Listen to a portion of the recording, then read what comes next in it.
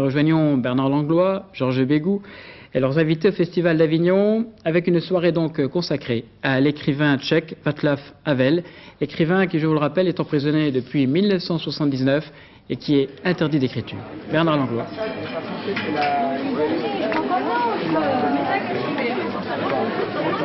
Il est donc 10h du soir, ce mercredi soir, ici à Avignon, et cette soirée exceptionnelle, cette soirée d'hommage et de soutien à Václav Havel va commencer d'ici un instant, cette soirée, ou plutôt cette nuit, car ce spectacle va durer jusqu'aux petites heures de l'aube.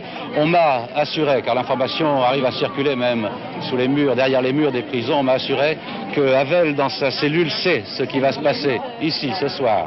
On l'a prévenu, il connaît, il sait cette communion qui va s'opérer entre le public et entre toute sa famille internationale d'auteurs dramatiques, de comédiens de tous les pays qui se sont réunis pour réussir à faire cette soirée. Le spectacle va commencer à l'heure exacte où dans les prisons tchèques sonne le couvre-feu. Il va se terminer à l'heure du café du matin et on peut penser que Václav Havel ne va pas beaucoup dormir cette nuit, comme s'il entendait les bravos de sa cellule. Le public entre en ce moment, vous le voyez, il se presse, il s'installe dans ce verger d'Urbain V. Dans quelques minutes commence ce grand hommage d'une nuit unique qui est aussi un chant d'espoir et de combat pour la liberté, pour toutes les libertés partout. C'est en musique avec le chant de Charlie Tchoukup, un chanteur tchèque, que va commencer la soirée.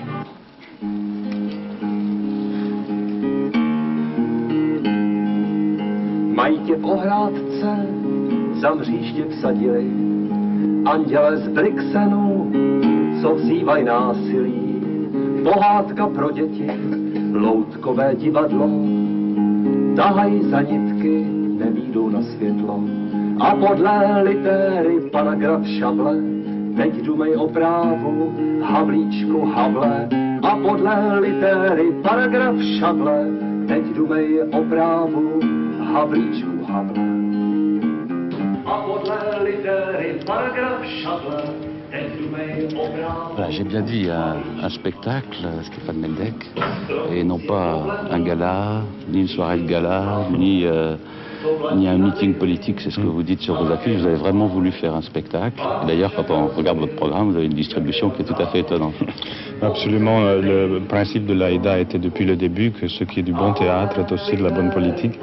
On n'a pas encore dit ce que c'était que l'AIDA aux téléspectateurs. On va le dire en un mot, c'est une association internationale formée par des artistes pour la défense de tous les artistes qui sont victimes de la répression dans le monde entier. Donc c'est l'AIDA qui organise ce spectacle. Je disais donc qu'il y a une distribution étonnante, on retrouve plein de grands noms du théâtre. Oui, il y a Gérard Desarthes, il y a Pierre Aditti, Thérèse Quentin, André Sellier, Claude Confortès, il y en a beaucoup.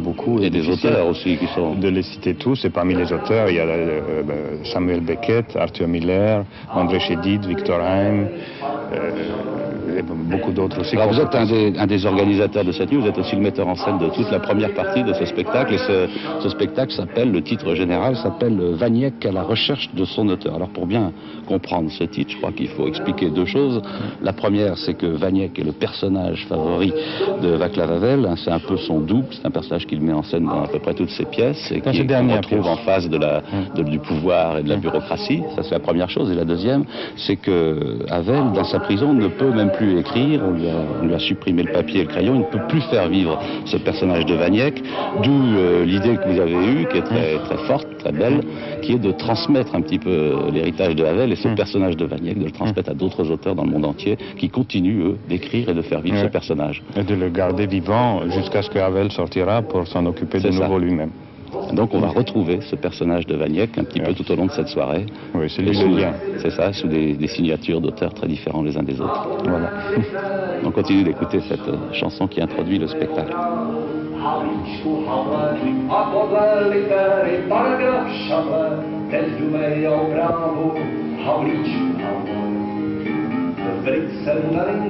On va essayer de suivre, de vous rendre compte le plus fidèlement possible de toute cette nuit d'hommage à Václav Havel. Et on va commencer par regarder une pièce qui est signée d'un grand écrivain juif qui est Elie Wiesel. Alors c'est un dialogue imaginaire évidemment, entre Havel et Vaniec, donc ce personnage dont on parlait. On les retrouvera, on l'a dit, tout au long de la soirée. Vaniec est joué par Pierre Arditi et Havel est joué par Pierre Charras. Et la pièce de Wiesel s'appelle Un moment de refus. Et parle! Non, Non. Tu ne peux pas. non, Non. Tu es bête. mais non. Tu finiras par me mettre en colère, hein. J'ai peur. Peur de qui? De moi? Pour toi. Pour moi? J'ai peur pour toi. Ils sont capables de se venger sur toi à cause de moi. Ils peuvent te battre, t'affamer, te rendre fou de soif, de solitude, d'angoisse. Ils peuvent, s'ils le veulent, te rendre ridicule à tes propres yeux. Ils t'ont fait ça? Ils ont essayé, c'est normal. Et qui a gagné? La peur. Je comprends pas. Alors tu n'as jamais connu la peur. C'est immense, la peur. Elle s'insinue dans chacun de tes gestes, dans l'interstice de tes pensées. Une autre pièce de Victor Haïm qui est d'une toute autre facture s'appelle La chaloupe, Victor Haïm, et vous avez choisi, vous, de faire plutôt une allégorie, une fable. Oui, c'est une pièce qui se veut comique, c'est-à-dire que les événements, bien entendu, qu'on évoque lors de cette soirée sont extrêmement dramatiques, mais j'ai pris l'habitude, et peut-être c'est ma manière, de traiter par la dérision ou l'humour ce qui me frappe le plus, ce qui me choque le plus, ce qui me déchire le plus. Alors La chaloupe, c'est l'histoire d'un naufrage, ce sont 4 personnages qui dérivent sur une espèce de radeau. Oui, ce sont 4 personnages qui étaient sur un bateau qui s'appelait Liberté, par dérision, parce que ce bateau faisait eau de toutes parts, et il coule. Ils sont donc sur une chaloupe, les 4, 2 couples, et ils se disputent parce que, bien sûr, est-ce qu'ils auraient dû quitter le bateau ou pas le quitter? Est-ce que ils ont bien fait de prendre ce bateau, cette fausse liberté? Ils rencontrent un 5e naufragé. Un 5e naufragé qui, lui, est le personnage. C'est ça. Et là, on retrouve le fameux personnage de Vaniec, inventé par Václav Havel. C'est ça. Et qui a fui, lui, alors, le travail débilitant qu'il est en train de faire, ce qui est la vérité. Mes camarades et moi-même allons examiner les modalités de votre insertion dans notre groupuscule. Mais c'est bien normal. Faites donc, examinez, examinez. Il est courtois, hein? Il se fout de nous, enfin, voyons, Vera chérie. Voilà, vous prenez votre temps, hein, mais si par hasard vous entendez un léger tintement de cristal, ne soyez pas surpris, ce sont mes couilles qui s'entrechoquent. Écoutez, ça suffit! Vous pulvérisez vos chances de nous rejoindre! Si vous mourrez de froid, vous ne l'aurez pas volé. Hein. D'accord, d'accord. Alors pouvez-vous répondre à cette simple question? Je monte ou je ne monte pas? Et vous, pouvez-vous expliquer ce qui s'est passé, monsieur... Vaniec, Ferdinand Vaniec. Monsieur Vaniec, ce nom ne m'est pas inconnu. Ah, m'a peut-être vu au théâtre, j'ai joué dans quelques pièces. Non, je m'en souviendrai. Moi aussi. Vous n'êtes peut-être jamais allé au théâtre. Oh, c'est inouï. Oh, c'est inouï, il nous prend pour des analphabètes. Ah non, mais pas du tout. Silence! Êtes-vous résolu à répondre? Absolument. Seulement j'ai horreur des interrogatoires. Si vous me posez des questions, j'ai le droit de vous en poser, non? Soit. Nous étions sur le paradis. Ah, je m'en doutais. Si vous émettez des critiques, gardez-les pour vous. Hein. Gros bateau, hein? Beaucoup de passagers. Comment ça se fait qu'il savait qu'on était sur le paradis? Écoutez, mon cher.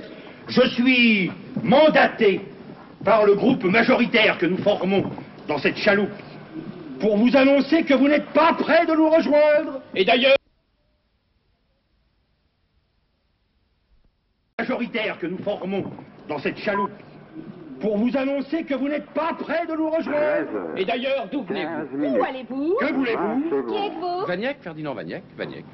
Vaniec ne montera pas dans la chaloupe, on ne le laisse pas monter, et pourtant c'est quand même lui, semble-t-il, à la fin, qui va s'en tirer le mieux. Oui, la conclusion est finalement optimiste, parce que si on n'était pas optimiste, on abandonnerait la lutte pour faire quelque chose pour Havel. Donc il va pas être admis sur la chaloupe, mais il flotte sur son tonneau. Il flotte, c'est le symbole, si vous voulez, de sa résistance, alors que les autres, eux, à force de se disputer dans la chaloupe, vont finir par sombrer. Alors après cette fable de Victor Haïm, un monologue d'Arthur Miller, on change encore une fois de genre, c'est une soirée très éclectique. C'est un peu les interrogations d'un intellectuel américain dans lequel on peut reconnaître Miller lui-même. face aux problèmes du monde, face aux problèmes des droits de l'homme, des libertés, etc. Qu'est-ce qu'on peut faire pour aider les écrivains comme Havel qui sont emprisonnés, qui ne peuvent pas s'exprimer? On ne peut pas grand-chose, dit Miller dans son monologue. Au moins, on peut ne pas cesser d'y penser. On a beaucoup investi. 13h16 minutes. Pourquoi le nier? 20 secondes. Moi et d'autres, nous avons beaucoup investi dans le socialisme. 13h. Et aujourd'hui, des gens qui se réclament du socialisme ont emprisonné l'imagination. Voilà ce dont il s'agit. 13h. Une guerre déclarée à 16 l'imagination. minutes. 40 secondes. Et pourtant, vous êtes tout près de nous. Plus proche que Vienne, même. Au 4e Si on crie très fort, il sera vous exactement pourrez nous entendre? 13h. Non! 17 minutes. N'est-ce pas que vous pouvez nous entendre?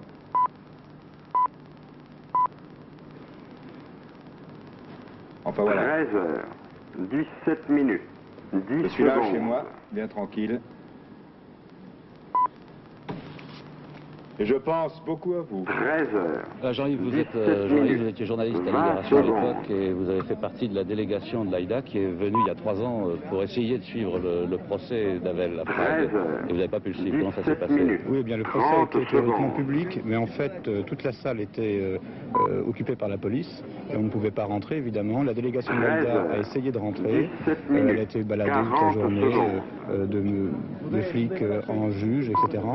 Et ce qui s'est passé, c'est que la délégation de l'AIDA est restée à l'extérieur du tribunal, attendant les informations qui étaient données par quelques membres de la famille qui pouvaient rentrer. Et d'après ces informations que vous avez eues, comment se déroulait le procès? Qu'est-ce que vous avez pu savoir à l'époque? Le procès, à l'époque, on a pu savoir heure par heure ce que déclaraient les accusés et comment l'accusation ne tenait absolument pas.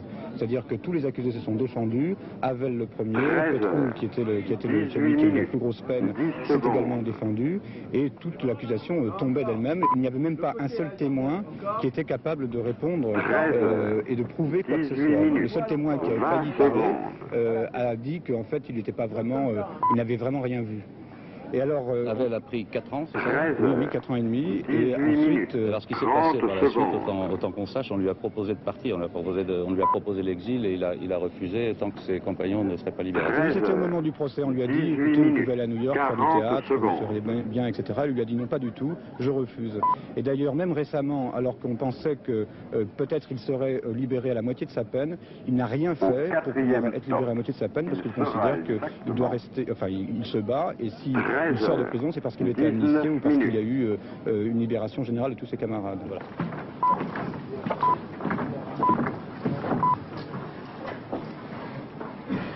« 13h, 19 minutes, 10 secondes. 2 pièces encore ont suivi ce monologue d'Arthur Miller, l'une de Jean-Pierre Faye, un dialogue cette fois entre Havel et un journaliste occidental en mal de scoop, l'autre de Samuel Beckett, qu'on peut difficilement résumer, et où on voit Vaniek aux prises avec un metteur en scène qui ressemble furieusement aussi à un commissaire politique. Puis l'on retrouve dans Visite d'André Chédid, une nouvelle fois face à face, Vaniek et Havel. Le prisonnier vient d'expliquer à son héros, à son personnage, qu'on lui a supprimé à sa le papier et l'encre nécessaire pour poursuivre son œuvre. Ils m'ont arraché mes crayons, mon cahier rouge. Défense express d'écrire. Au 4e top. Ce jour-là, il sera exactement ils m'ont éloigné des autres. 13h, 20 minutes. Mes paroles ne sont pas abstraites, Ferdinand. Elles s'échappent d'un crayon, d'un papier, de ma main qui avance sur la page. Mes mains m'ont abandonné. 20 minutes. 10 secondes. Durant des heures dans la scierie, elles forgent, elles sablent, elles détrempent, elles s'activent. Elles sont habiles. Je les regarde avec étonnement. 13h. Entre elles et moi, il n'y a plus de connivence. C'est absurde. Fais-en un jeu, tu étais gai, tu étais drôle, tu savais juger les choses d'en bas, voir l'ineptie soulever le rire. 30 secondes. Je n'ai plus le cœur à la plaisanterie. Je ne bâtis pas dans le vide. Je ne marche pas dans l'éther. Avant, j'avais un terroir. 20 minutes. Une troupe. 40 secondes. Un public. Mais qui m'attend aujourd'hui? Mais ils sont nombreux. Je te jure.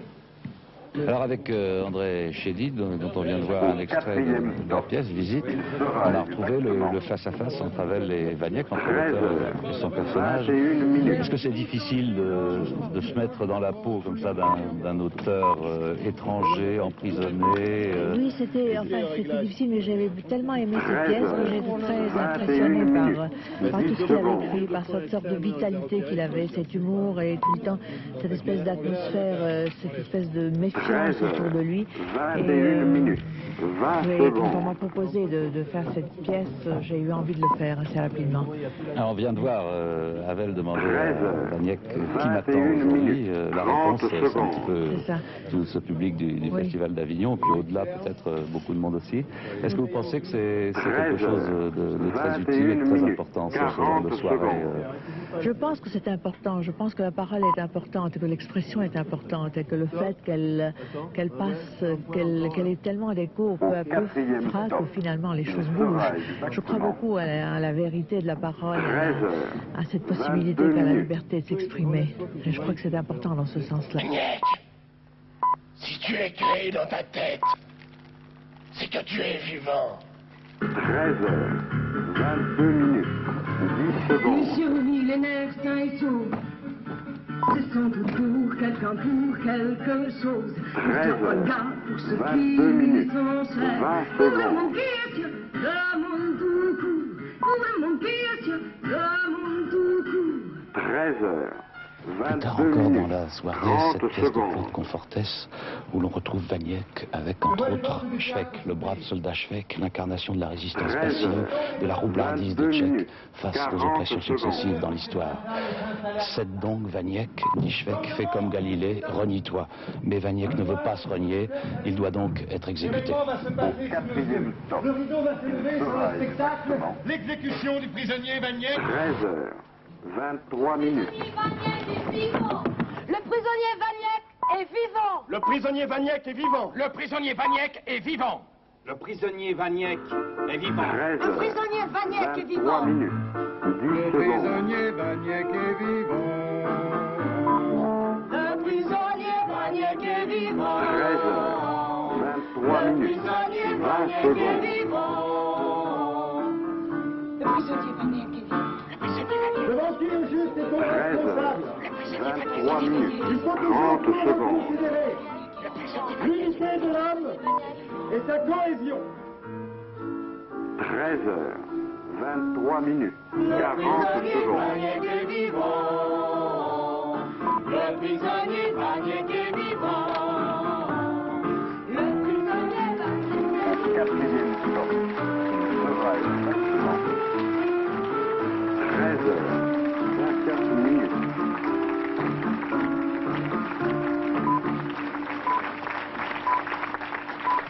Claude Confortès, vous devez avoir chaud sous la dépouille de Schweck, vous pouvez la retirer. La bonne idée dans cette pièce, c'est d'avoir fait se rencontrer ces différents personnages, le golem, Schweck et puis Vaniec. Pourquoi et comment ça vous a eu cette idée? Pourquoi avoir mis en présence ces trois incarnations du héros tchèque? C'est parce que Havel est typiquement tchèque, il adore son pays, il l'a toujours dit, il ne voudrait écrire qu'en Tchécoslovaquie, c'est son terroir, c'est ses racines, il n'a pas voulu s'exiler, il veut rester en contact avec les gens qu'il aime, les gens qu'il connaît, il écrit des pièces sur la situation sociale et économique et humaine en Tchécoslovaquie. Et c'est pour ça que j'ai voulu qu'il retrouve ces héros pragois historiques, tels que Schweck et tels que le Golem, qui est une vieille légende pragoise qu'on raconte aux petits-enfants là-bas et qui existe depuis le Moyen-Âge en Tchécoslovaquie. Vous avez été un des créateurs de l'Aïda avec Ivan Mnouchkine, entre autres. Pourquoi cette importance de Havel? Pourquoi est-ce qu'on le met, lui, plus en vedette que d'autres créateurs dans d'autres pays qui ont les mêmes problèmes? Oui, ça c'est sûr qu'on s'est un peu polarisé sur Havel, mais c'est un symbole, en fait. Quand on défend Havel, on défend tous les créateurs qui ne disposent pas de la liberté d'expression. Mais il se trouve que Havel est un visage tout à fait extraordinaire de simplicité et de, comment dirais-je, de noblesse, parce que il subit une sorte comme ça, disons, en toute simplicité, presque de martyr, et avec une gentillesse, une bonté et une simplicité rarissime qui est vraiment pour tout le monde très bouleversant et exemplaire aussi. Merci Claude Confortès. De Renata Scani et Fernand Granier. Maintenant, on va voir deux extraits de Traces de nuit. Vaniec court le monde à la recherche de son père spirituel, Václav Havel, qui a disparu. Il est d'abord dans un aéroport et là il croise une autre détresse, celle d'une mère de disparue, d'une Argentine, d'une de ces folles de mai, comme on les appelle, qui tournent en rond sur les places de Buenos Aires. Et puis vous allez voir cette rencontre, et puis tout de suite après vous allez en voir une seconde, toujours Vaniec, qui est cette fois-ci aux portes de l'enfer, et qui est face au gardien de l'enfer, à Cerbère, un Cerbère qui incarne la bureaucratie et ses gros livres où elle écrit l'histoire à sa façon. Voici Traces de nuit. Depuis 3 ans, je n'ai connu ni trêve ni repos. L'angoisse. L'angoisse. 13h26. Qu'est-ce que vous avez à me regarder? Rien. Je ne sais pas. La torture par l'absence. 26 40 Mais cette secondes. atrocité délibérée ne me fera pas céder. Je deviendrai la voix de la conscience et cette voix est sans âge. Je tournerai s'il le faut jusqu'à ce que le palais présidentiel s'écroule. Et dans ces cas-là, il n'y a que l'idée fixe. Exactement. L'idée 13h27 fixée sur l'autre. Vous êtes sans identité. Tout cela est cohérent. Vous êtes en règle. Voilà. J'ai trop perdu mon temps avec le bâtard d'un fantasme du chimère. 10 secondes. Non, cherchez encore un peu, c'est important pour moi. J'ai besoin de savoir s'il est parmi les morts. D'ailleurs, s'il n'y est pas, c'est qu'il est parmi les vivants. Il n'est nulle part, ni chez les morts dont je suis le gardien, ni chez les vivants dont je suis le surveillant. 13h. La grande encyclopédie est folle. 30 secondes. Mais quelle édition avez-vous, là? Oh, quelle édition? Il n'y en a qu'une, la dernière, la seule. Hasdrubal, Hérode, il y a un blanc, il y a un blanc, vous avez passé le nom Laval. Le mensonge bien qui vaut du souffle, les jambes courtes. Je vous ai pris en flagrant délit de falsification de l'histoire. Falsificateur, moi. 4e stop.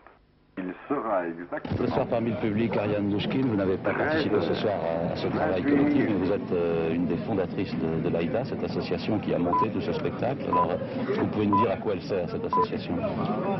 Je crois que comme cette manifestation, comme ce spectacle indique, elle sert, si vous voulez, à rappeler certains artistes dans le monde qui sont en prison, qui sont censurés, qui sont torturés pour ça. Alors effectivement, nous, enfin moi et peut-être Jacques n'avons pas participé à cette soirée parce qu'on travaillait beaucoup. Ce sont plein d'autres comédiens, qui ont monté sur des textes, ça vous le savez déjà, des textes des auteurs ont écrit spécialement pour Havel et qui concernent le personnage que Havel a créé. Voilà, alors si vous voulez, l'AIDA, c'est une association de défense des artistes. C'est ça, c'est pas seulement Havel, je crois qu'il faut le dire. Non, c'est une association qui agit partout dans le monde. Il commence à y avoir des AIDA en Hollande, en Allemagne, en Belgique. C'est un peu l'Amnesty internationale des artistes. Si vous voulez, c'est un petit peu le même genre d'association, mais qui est plus spécialisée dans les artistes, parce que d'abord Amnesty fait un travail énorme sur quelque chose, et que nous pensons qu'il faut bien dire souvent les artistes sont les premiers frappés, parce que ce sont ceux qui parlent, ce sont ceux qui tentent de dire, quelquefois ils sont frappés dans leur expression. Ce sont ceux qui dérangent. C'est bien avec une légende, parce qu'on met « il était une fois », puis tout ce qu'il y a derrière, c'est pas vrai. 29 minutes, 30 secondes. Alors,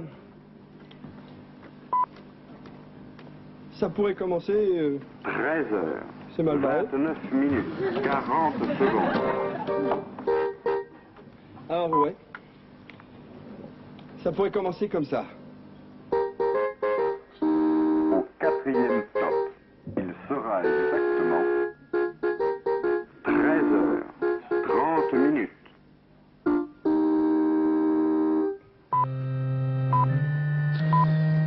Se déroule en ce moment sur scène un monologue musical très drôle d'un comédien qui s'appelle Jean-Claude Bourbeau. Le thème, là encore, l'artiste face à la bureaucratie. Le personnage est un musicien et un poète. Il a écrit une pièce lyrique qu'il présente à un concours d'État en remplissant tous les formulaires utiles et nécessaires. C'est l'histoire d'un paysan tchèque que son propriétaire veut empêcher de chanter une petite musique de ses ancêtres sous prétexte que lui, le propriétaire, ne la chante pas comme lui. Qu'il change sa musique ou qu'il se taise. Nous assistons à la fin de ce monologue quand l'artiste reçoit la réponse du ministère ministère de la Culture. 13 heures, 30 minutes, 40 secondes.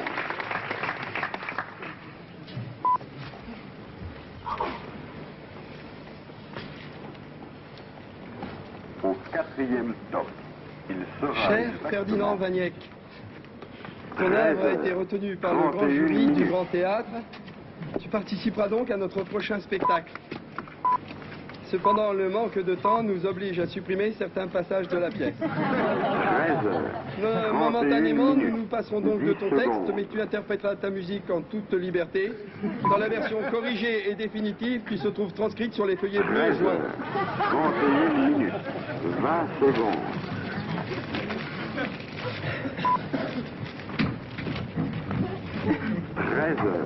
« 31 minutes, 30 secondes.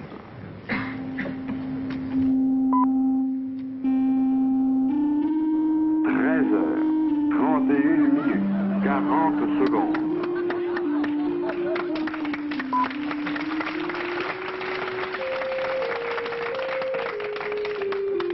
Au 4e top, il sera exactement 13 heures, 32 minutes.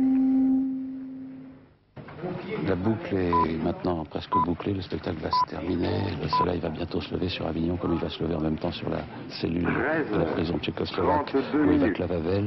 Le public va quitter ce verger Turbassa et je vous quitte aussi et je vous donne rendez-vous demain pour un autre festival à Aix, cette fois. Prochain rendez-vous d'information à 18h30 et à 20h, Patrick Berger. Je crois qu'il y a une chose en tout cas qui est sûre, c'est que Vaniec est toujours vivant et bien vivant, peut-être plus vivant que jamais. Au revoir, à demain. 32 minutes, 30 secondes. Le prisonnier Vaniec est vivant. Le prisonnier Vaniec est vivant. 40 secondes.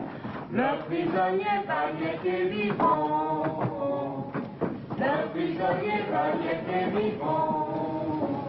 Au 4e stop, il sera exactement Le prisonnier Vaniec est vivant. 33 minutes.